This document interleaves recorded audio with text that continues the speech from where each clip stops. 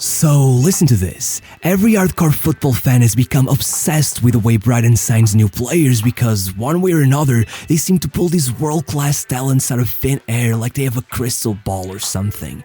They have the most overpowered scouting team in the Premier League and they barely ever make any mistakes.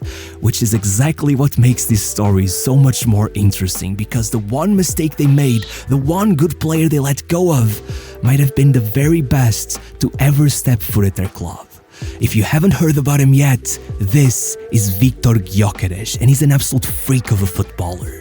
In the last 15 years, the Portuguese league has brought you Di Maria, Nani, Coentrão, James, Falcão, Hulk, Bernardo, Black, Ederson, Felix, Bruno, Militão, Nunes. It's a seemingly infinite pool of ridiculous talent, and still, I can't stop myself from seeing Gyokeres as maybe the most exciting of all. 50 matches, 43 goals and 14 assists, the most goal contributions in the entire world. This guy arrived in Portugal and took 5 Player of the Month awards in a row. In Sweden, they already talk about him as the new Zlatan Ibrahimovic. Portuguese newspapers can't stop mentioning how much he reminds them of Ronaldo, and personally, he reminds me a lot of pre-injury Lukas Podolski, which is a scary thought, especially considering that Gyokeres never seems to get injured. Honestly, he might just be the scariest player I've ever seen in this league. Not only is he physically imposing, capable of taking on any center back, but no matter his size, he's still freakishly fast and capable with his feet. The outcome is a player who can create more chances than the league's best playmakers, who can score more goals than the best target man, and take on 1v1, often even 1v2 situations, as well as the best wingers available. As one newspaper put it, is a transition demon, a Frankenstein footballer, an Ivan Drago lookalike who seems like he came straight out of a lab.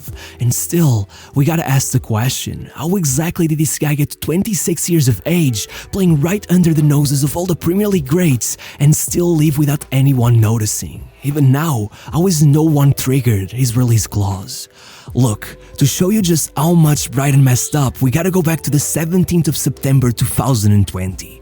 Brighton were playing 3rd Division Portsmouth for the second round of the Carabao Cup. For all intents and purposes, this was kind of a meaningless match, but in a way, that's what made it so special in retrospect, because with the stakes being so low, Graham Potter fielded a lot of players who otherwise would not get much of a chance to play, and among those names, 2 stood out: Viktor Gyokeres and Alexis McAllister. At the time, they were both 23 years old, had both played less than 10 matches for the club, and that day, they each scored their first goal for Brighton. In fact, Gyokeres even got an assist as well.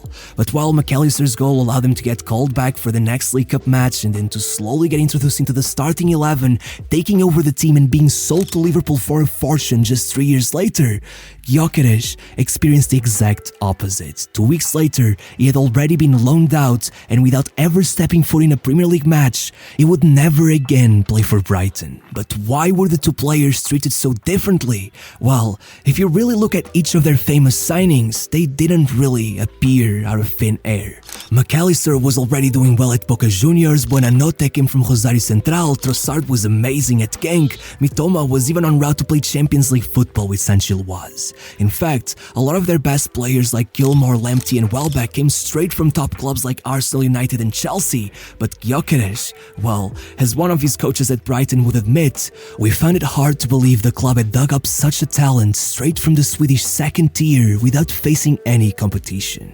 And to a certain extent, you really can't blame them. Gyokeres really had come out of nowhere. Back before they found him, his only ever transfer, if you can even call it that, came when he was scouted at 15 years of age by IF Bromma Poikarna. If you never heard of them, well, that isn't exactly surprising. They were one of the worst teams in the Swedish league. In fact, even though it took less than 2 years for Gyokeres to get promoted to their first team, by then, they had already gotten relegated after one of the worst league campaigns you'll ever see. Just 12 points from 30 matches, even the second worst team had more than twice their points. You could argue that, at the time, they weren't even good enough for the second tier, and you know what? You'd be right. The next year, even with Gyokeres getting his first few minutes for the team, they finished last place once more, winning only 5 matches all year. Suddenly, Gyokeres was approaching his 19th birthday, and when he should have been following the footsteps of Zlatan, maybe getting a move to Malmö or, one of the top clubs in Sweden, instead, he was in the 3rd tier of a league where it's already hard to get some time in the spotlight. Regardless, as you can imagine, that did not stop him. In fact, it just dragged him all the way back to the top. Right then and there, even if he was only just being introduced into the team, he still managed to finish his first full season with a stretch of 7 goals in 11 matches that not only helped get the club back up to the second tier, but already made him their second highest goal scorer and most likely earned him a call up to the Swedish under-19s, where once again he immediately left his mark, scoring against Italy to qualify them to the under-19 Euros for the first time in their history. And after all of that, obviously Brahma Poikarna realized that it would be their ticket back to the top tier, and before you knew it, he had become the star of the team, starting off the league season with 13 goal contributions in 14 league matches, then going away for the Euros and doing an absolute madness. Look, Sweden went out in the group stage without a single win, and still, in a tournament where players like Rafael Leão, Mason Mount and Jota all played more matches than Gyokeres, he still came out as the top scorer, getting a goal in every game he played. And of course, once back in his country, he completed his mission, not only leading his team to yet another title, scoring a hat-trick in the final match day, but also making sure to score the goal that would put them in the semi-finals of the Swedish Cup against all odds. And if for a second you doubted that Gyokeres really had been responsible for the team's rebirth, then let me tell you that it was right after this that he left, and almost immediately Bruma Poikarna ended up getting relegated twice in a row again. They were nothing without him. Regardless, he was finally at Brighton, and the first sort of problem to come up was that Gyokeres was sent straight to the under-23s, and though this is not inherently wrong, I mean, eventually did the same to Fofana and that worked out, well, back then, it wasn't the same. Brighton's under-23s weren't even in the first division, and though Gyokeres performed every time, scoring 11 goals in his first 12 appearances for them, leading them to promotion and then keeping it all up in the first division, after one full year at the club's academy, even if he was already playing his first few games with the Swedish national team, Brighton were still yet to figure out what was his best position, constantly going back and forth between playing him on the wing or as a striker, and even worse, it still didn't seem like there would be a place for him in the first team anytime soon, allowing him only 91 minutes of playing time across that whole year. And then, to add fuel to the fire, Graham Potter replaced Chris Hughton as the club's manager, and with the team switching to a new game style that in the opinion of the staff just didn't fit Gyokeres, the under-23's head coach recommended that they loan him out, and soon, he was going straight to St. Pauli in the German second tier. But again, this was especially frustrating because even if he performed quite well there with 11 goal contributions in around 1600 minutes of game time, once he made it back, you again got the feeling they didn't even consider keeping him in the first team, as it was right then that the whole situation with McAllister went down. While every other player that showed some promise was given a shot, Gyokeres was sent on yet another loan, this time to Swansea, where he hit the lowest point of his career. First, testing positive for COVID, then seriously struggling with long-term symptoms, never really getting back to full fitness, and watching as his move got cancelled less than 4 months after arriving at the club, unjustly killing any remaining belief Brighton had in his progression. Thankfully, the thing about hitting rock bottom is that you can only go up from there, and that's exactly where Coventry City came into the picture. You see, they had just gotten promoted to the championship, so they felt they had nothing to lose in giving Gyokeres the chance he was so desperate for, and with his performances over the rest of the season not exactly blowing anyone's mind, once they offered Brighton €1 million for his permanent signing, they took it. After 2.5 years of waiting for his talent to develop, even they began doubting their own scouting department. Little did they know that their problem was exactly that they had been waiting rather than acting. Meanwhile, at Coventry, this path wasn't as innocent as it may have seemed from the outside. Over those 5 months, Gyokeres had built a close relationship with manager Mark Robins, who had played as a striker at the likes of Man United and Man City. And you know what they say, it takes one to know one. Robins was maybe the first to realize that Gyokeres had everything to become a predator, and as the man himself would tell the press, it's good to finally have someone who understands me. And rightfully, from there on out, he blossomed. The 11 goal contributions in the first 11 matches of the season, and the moment Zlatan injured his knee and had to miss the World Cup qualifiers, there was no doubt Gyokeres would be the one tasked with filling his shoes. But still, by the end of the season, even with 21 goal contributions in the championship and some of the most incredibly clutch performances in the country, he was being labeled a one-season wonder. At times, it almost felt like it was Gyokeres against the world. The guy could never catch a break. But that only made him more relentless, and the next season, he made sure no one would ever say those words again. With the new season starting, Gyokeres seemed to improve every single month. In September, he was involved in 1 goal. In October, he made that 3. By November, he brought it up to 4. In December, he doubled down. And from February onwards, with Coventry sitting at 11th place and needing a miracle if they wanted to make it to the promotion playoffs, Gyokeres hit cruise speed. 15 goal contributions in 15 matches across 2.5 months. Coventry had only lost 1 single game since February, and to the shock of everyone, they had secured a 5th place finish, their highest placement since their relegation from the Premier League 22 years before. And once Gyokeres assisted their only goal in the playoff semi-finals, the only thing between them and a comeback to the top of English football was Luton Town. And after Coventry went behind early into the match, guess who assisted the decisive goal? Viktor Gyokeres. Still, after 120 minutes on the battlefield, it all came down to penalties, and though Gyokeres scored his, Coventry lost in sudden death, and Shubhag Pom beat him to the Player of the Season award.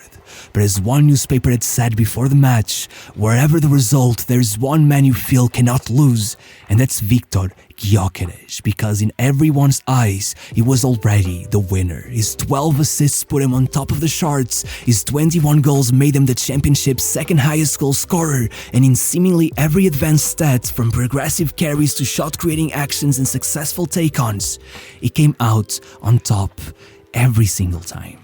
And so, with a handful of Premier League clubs coming for his signing, Gyokeres with only 1 year left in his contract and Coventry stuck in the championship, a transfer seemed unavoidable. But as he made up his mind between Everton, Wolves, Crystal Palace and Fulham, Sporting CP showed up, offering a club record 20 million euros for his signing, as well as 4 million in bonuses and a 15% profit share whenever they ended up selling him. In other words, Sporting saw a true phenomenon and threw at them everything they had in exchange for the opportunity to have him in Lisbon, because if there was one thing they needed desperately, it was goals. They had only been able to outscore either of their rivals, Porto and Benfica, once in the previous 15 years. But then Gyokeres arrived. On his league debut, he scored twice. On his first Europa League match, he scored again. On his League Cup debut, he scored the hat-trick. And once he played in the Portuguese Cup, he scored and assisted. As one newspaper wrote, the most shocking thing about Gyokeres is his endless hunger, destroying every opponent who comes in his way and treating everyone equally. May it be an European game or a cup game, Gyokeres will not stop. And they meant that. By February, not only had he taken the League's Player of the Month award 5 times in a row, quite literally winning every single one since his arrival, but he had already hit 25 goals for Sporting, blowing past one of the clauses in his contract and forcing the club to pay an extra €1 million to Coventry. And let me tell you, if even for a second you thought of pinning this on a Portuguese league's supposed lack of quality, I guess I should warn you that at that point, his best performance of the season had not come against some random no-name team. No, it came against Porto, where the one-man marking Gyokeres was no other than Pep. You know, the 3-time Champions League winner. And as much as it hurts me to say, Gyokeres did not struggle. He scored 10 minutes into the game after making Pep look like a rag doll, then scored again 30 minutes later, only getting the goal disallowed by VAR due to something that was completely out of his control, and finally going on a 60-yard run all the way up the pitch, getting one-on-one with the keeper, playing it out to a teammate, killing the match, and completely justifying however much more money that they have to spend on him, with their manager Ruben Amorim even telling the press that Gyokeres did not become 1 million more expensive, he became 1 million cheaper, because after all, even with one-off performances to the side, well, remember their whole problem with goal scoring. At that point, Sporting wasn't just outscoring one, but both of their rivals, though Gyokeres wasn't even close to done. Right from that moment on, he went on a run of 10 goals and 3 assists in 12 matches, only once playing a full 90 without getting his name on the score sheet, and even then, when just a few weeks later, he was put in doubt for their second league match against Porto. Not only did he end up making it to the bench, but with Sporting 2 goals behind, they brought him in regardless, and I kid you not, he scored to bring one back in the 87th minute, and less than a minute after that, he had already scored the equalizer. Not to mention that the following match he scored another, and suddenly Sporting were champions. And it wasn't even that it was only their second league title in over 20 years, or that they were leading by 10 points, their best finish since 1950. No, what shocked me the most was that they were on 96 goals, 19 more than Benfica, 33 more than Porto, and 23 more than their best tally of the 21st century. Long gone were the claims that Sporting couldn't get numbers on the score sheet, and it was very clearly thanks to the fact that Gyokeres had completely demolished the goal-scoring charts. You could take all three of Porto's top scorers, Evanilson, Galeno and Taremi, and still altogether they had 28 goals. You could do the same for Benfica, get Rafa Silva, Di Maria and Kokshu, and they totaled 30 goals. Meanwhile, Gyokeres, all by himself, was on 29. It wasn't even up for discussion who the player of the year was, and still, after a summer where shockingly no one had the decency to pay up and get this monster away from my country, now he's already on 19 goal contributions, and it's only been a month and a half since the season started, meaning that if impossibly he somehow keeps going at this rate, he'll finish the year with 103 goal contributions, matching Messi's best ever season. And if that isn't enough to make you scared of this villain, guess why he always does that one celebration? Because as he explained it himself, no one cared who I was until I put on the mask.